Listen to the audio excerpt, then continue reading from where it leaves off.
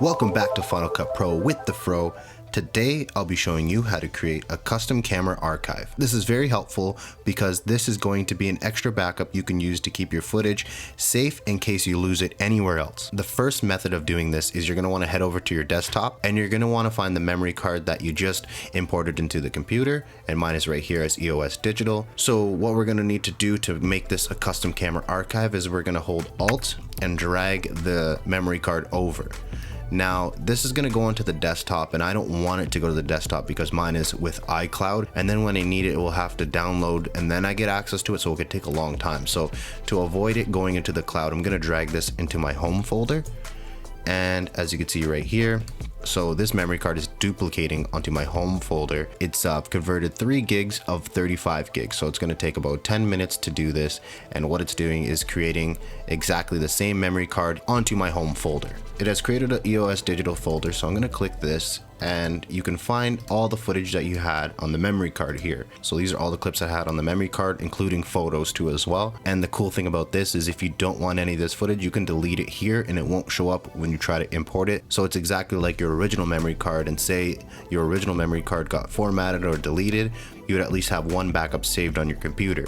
So now let me take you through creating the custom camera archive now on Final Cut Pro.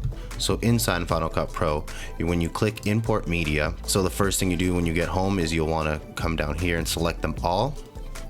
And then you can see at the bottom, there's a button called create archive. So we're going to click that, and now it brings down a drop down box, and we can change the name. So we could just keep it the same name as the memory card, or we could just call this anything we want.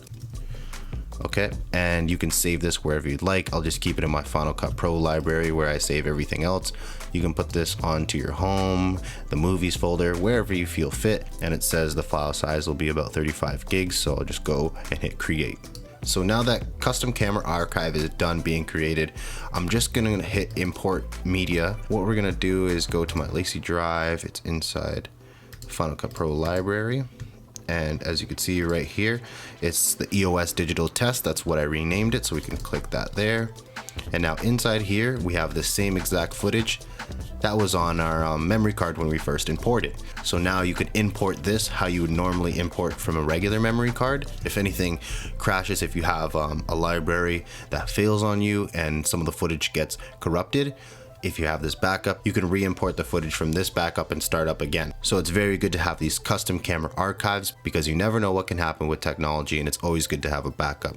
They say to have a backup of your backup of your backup. So this is a good way to bulletproof your importing and organization process. If there's anything else you need to know about Final Cut Pro, let me know in the comments down below.